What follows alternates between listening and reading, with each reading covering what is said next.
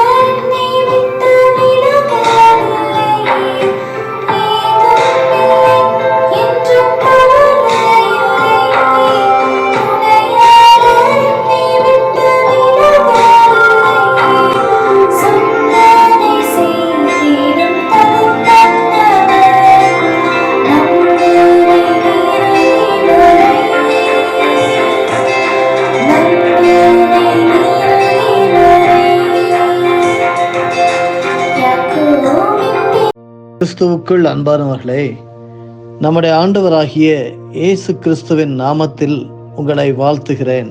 Godwin John ministries தொகுத்து வழங்கும் தினம் ஒரு சத்திய வார்த்தை ஆடியோ நிகழ்ச்சிக்கு உங்களை அன்போடு வரவேற்கிறோம். உலகத்தின் முடிவும் இயேசு கிறிஸ்துவின் இரண்டாம் வருகையும் என்ற தொடர் போதனையை நாம் கேட்டு வருகிறோம்.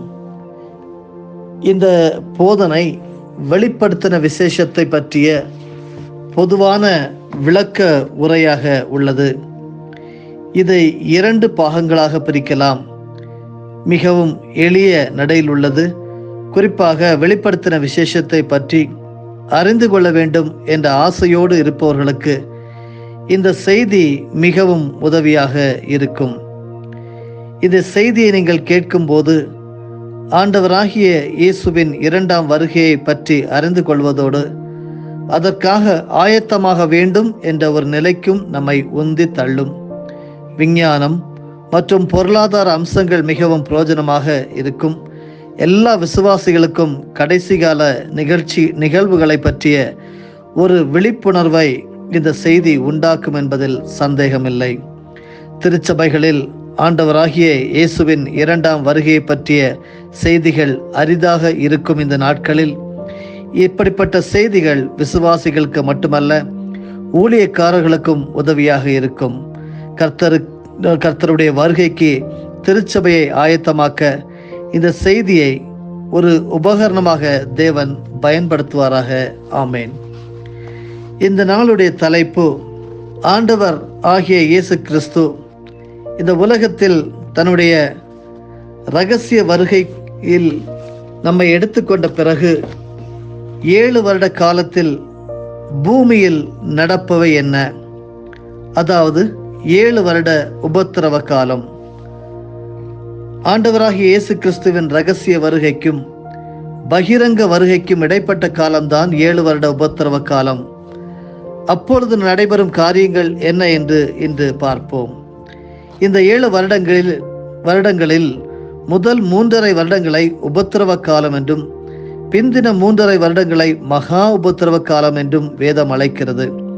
7 வருடங்களை இப்படியாக பிரிக்கும் சம்பவம் என்ன என்று இயேசு கிறிஸ்து தன் சீஷரிடத்தில் பேசும்போது தீர்க்க தரிசனம் உரைத்தார்.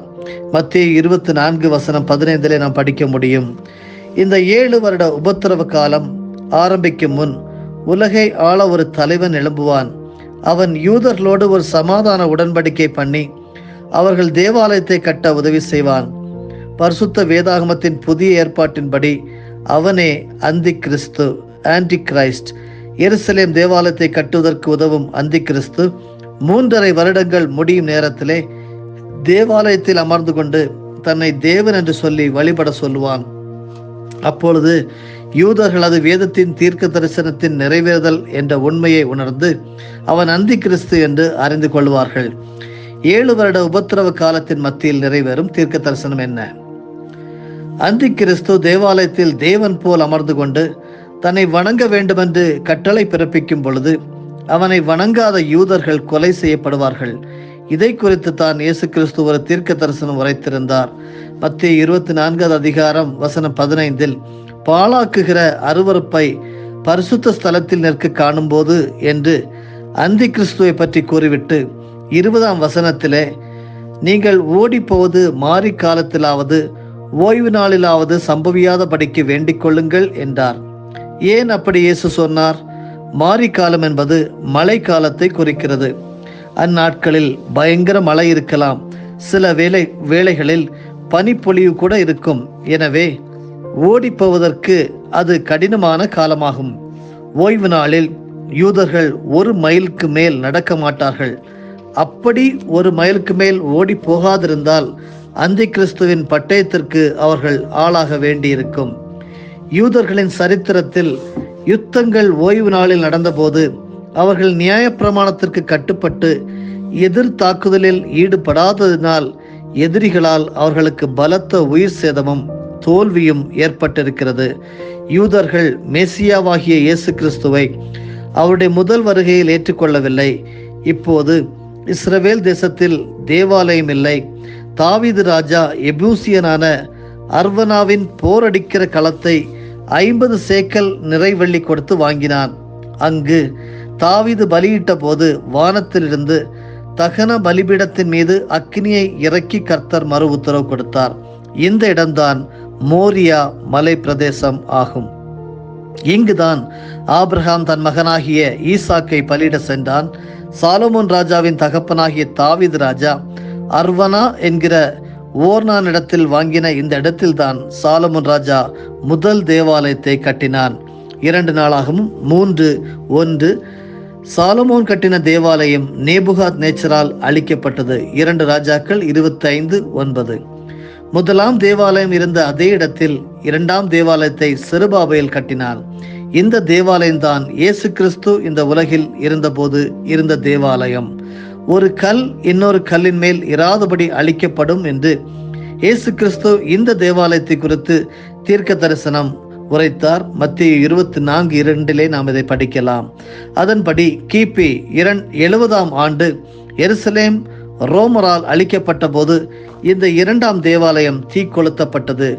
தேவாலயத்தை கட்ட பயன்படுத்தப்பட்ட பொன் வெள்ளியின் மதிப்பு பல கோடிகள். இந்த தேவாலயம் தீக்கிரையாக்கப்பட்ட போது பொன் உருகி தேவாலய கட்டிட கற்களுக்குள் ஓடினபடியால் இந்த பொன்னை சேகரிக்க தேவாலய கற்கள் ஒன்றின் மேல் ஒன்றிராதபடி எல்லாம் எடுத்து தள்ளப்பட்டது. இயேசு கிறிஸ்து இந்த தேவாலயத்தை குறித்து சொன்ன தீர்க்க தரிசனம் அப்படியே நிறைவேறினது. இப்போது எருசலேமில் யூதர்களுக்கான தேவாலயம் இல்லை. எனவே 3வது முறையாக எருசலேமில் யூதர்களுக்கு தேவாலயம் கட்டப்பட வேண்டியுள்ளது. 2 முறை தேவாலயம் கட்டுவதற்கு பிரயாசங்கள் எடுக்கப்பட்டு கைவிடப்பட்டது. கடைசி காலத்தில் எருசலேம் தேவாலயம் கட்டப்படும் என்ற வேதத்தின் தீர்க்க தரிசனத்தை பொய்யாக்க வேண்டும் என்று ரோம பேரரசன் ஜூலியன் நினைத்தான். அதன்படி கிபி 363 அவன் தேவாலயத்தை கட்ட யூதர்களை ஆயத்தப்பட சொன்னான். அதன்படி அவர்களும் சந்தோஷமாக ஆயத்தமானார்கள். யூதர்கள் வெள்ளியினால் மண் வெட்டிகளையும் ஆயுதங்களையும் செய்து கொண்டு தேவாலயத்தை கட்டுவதற்காய் கற்களை இரத்தாம்பர துணியில் சுமந்து கொண்டு சென்று அஸ்திபாரத்தை தோண்டின பொழுது பெரிய பூமி அதிர்ச்சி ஏற்பட்டு புயல் காற்றும் வீசியது. அம்முயற்சியில் ஈடுபட்டவர்கள் பயந்து ஓடிவிட்டார்கள். அதன்பின் தேவாலயத்தை கட்டும் முயற்சி கைவிடப்பட்டது. இந்த குறிப்பை எட்வர்ட் கிப்பன் என்ற கிறிஸ்தவர் அல்லாத சரித்திர ஆராய்ச்சியாளர் ரோம பேரரசின் சரிவும் வீழ்ச்சியும் The Decline and Fall of the Roman Empire என்ற புத்தகத்தில் குறிப்பிட்டுள்ளார். கடைசி காலத்தில் தான் 3ஆம் தேவாலயம் கட்டப்படும் என்று பரிசுத்த வேதாகமம் தெரிவித்திருக்க அதற்கு முன் எத்தனை பிரயாசங்கள் எடுக்கப்பட்டாலும் விருதாவாகத்தான் போகும். வேதத்தின் கூற்றையோ தீர்க்க தரிசனங்களையோ பொய்யாக்க வேண்டும் என்று முயற்சிக்கிறவர்களின் பணமும் உழைப்பும் ஒன்றுமில்லாமல் வீணாய் போய்விடும் என்பதே நிதர்சனம். கிபி 70ஆம் ஆண்டிற்கு பின் இஸ்லாமியர்கள் எருசலேமை கைப்பற்றி சாலமோன் தேவாலயம் இருந்த இடத்தில் அல் அக்ஸா, அதாவது ஆங்கிலத்தில் டோம் ஆஃப் த ராக் என்ற மசூதியை கட்டினார்கள். இந்த மசூதியை அகற்ற முயன்றால் பிரச்சனை வரும். ஆனால் 3ஆம் தேவாலயம் கட்டாயம் அந்தி கிறிஸ்துவின் உதவினால் கட்டப்படும். ஏனென்றால் 3½ ஆண்டு உபத்திரவ காலம் முடிந்த பின்பு அவன் தேவாலயத்தில் போய் அமருவான் என்று தானியேல் 9வது அதிகாரம் வசனம் 27 தீர்க்க தரிசனம் இருக்கிறது. ரோம பேரரசின் சரிவும் வீழ்ச்சியும் என்ற புத்தகத்தில் 23ஆம் அதிகாரத்தில் ரோம பேரரசன் ஜூலியன் 3ஆம் தேவாலயத்தை கட்ட முயற்சி எடுத்ததையும் அது தோல்வியுற்றதையும் குறித்து எட்வர்ட் கிப்பன் என்பவர் எழுதியுள்ளார். அருமையானவர்களே, உலகத்தின் முடிவும் இயேசுவின் 2ஆம் வருகையும் பற்றி நாம் தியானித்து வருகிறோம். வெளிப்படுத்தின விசேஷத்தை ஆதாரமாக கொண்ட இந்த வேத செய்திகள் உங்களுக்கு மிகவும் பிரயோஜனமாக இருக்கும் என்று சொல்லி நான் தேவனை துதிக்கிறேன். இந்த நாளிலே 7 வருட காலத்தில், அந்த உபத்திரவ காலத்திலே பூமியிலே என்ன நடக்கப் போகிறது என்கிறதை கற்றுத்தந்த பரிசுத்த ஆவியானவருக்கு நாம் நன்றி செலுத்துவோமா? ஜெபிப்போம். பரிசுத்தமுள்ள நல்ல தந்தையே, எங்கள் இரட்சகராகிய இயேசு கிறிஸ்துவின் மூலமாக உம்மிடம் வருகிறோம். நாங்கள் அறிந்து கொள்ள முடியாத ஆழமான கருத்துக்களை வேதத்தின் அடிப்படையிலே, வசனங்களின் அடிப்படையிலே, உலகத்தின் முடிவு எப்படி இருக்கும், இயேசு கிறிஸ்துவின் 2ஆம் வருகை எப்படி இருக்கும் என்று சொல்லி அழகாக கற்றுத்தருகிறது. உமக்கு ஸ்தோத்திரம். ஆண்டவரே, அநேக திருச்சபைகளிலே நாங்கள் கேட்க முடியாத செய்தியை ஆண்டவரே பாக்கியவான்களாகிய எங்களுக்கு, கேட்டுக்கொண்டிருக்கிற விசுவாசிகளுக்கு நீர் கற்றுத்தருகிறது. உமக்கு கோடி ஸ்தோத்திரங்கள். இந்த தொடர் போதனை பலருக்கு பிரயோஜனமாக இருக்கத்தக்கதாக, உலகமெங்கிலும் பிரஸ்தாபப்படுத்தத்தக்கதாக கர்த்தாவே நீர் இதை ஆசீர்வதிக்க வேண்டுமா ஜெபிக்கிறேன். ஸ்தோத்திரம். ஆண்டவரே, என் நாமத்தை பிரஸ்தாபப்படுத்தும் எந்த இடத்திலும் நான் உன்னிடத்தில் வந்து உங்களை ஆசீர்வதிப்பேன் என்று சொல்லி எழுதப்பட்டிருக்கிறதே. என்னோடு கேட்டுக்கொண்டிருக்கிறவர்கள், இந்த ஜெபத்திலே கலந்து கொண்டிருக்கிறவர்கள், உம்முடைய செய்தியை பிரஸ்தாபப்படுத்துகிறவர்களை நான் இயேசுவின் நாமத்தினாலே ஆசீர்வதிக்கிறேன். யாத்திராகமத்தில் சொல்லியிருக்கிற வசனத்தை போல நீர் அவர்களிடத்தில் சென்று அவர்களை ஆசீர்வதிப்பீர் என்று சொல்லப்பட்டிருக்கிற பிரகாரம் நீர் ஆசீர்வதிப்பீராக. மகத்துவமுள்ள நாளாக, ஆசீர்வதிக்கப்பட்ட நாளாக ஆண்டவரே, நாங்கள் எல்லா நன்மைகளை அனுபவிக்கிற நாளாக அறிவிக்கிறோம். இயேசு இரட்சகர் மூலமே ஜெபிக்கிறோம் பிதாவே, ஆமேன். என் ஆத்துமாவே கர்த்தரை ஸ்தோத்தரி, என் முழு உள்ளமே அவருடைய பரிசுத்த நாமத்தை ஸ்தோத்தரி. என் ஆத்துமாவே கர்த்தரை ஸ்தோத்தரி, கர்த்தர் செய்த சகல உபகாரங்களையும் மறவாதே. ஆமேன்.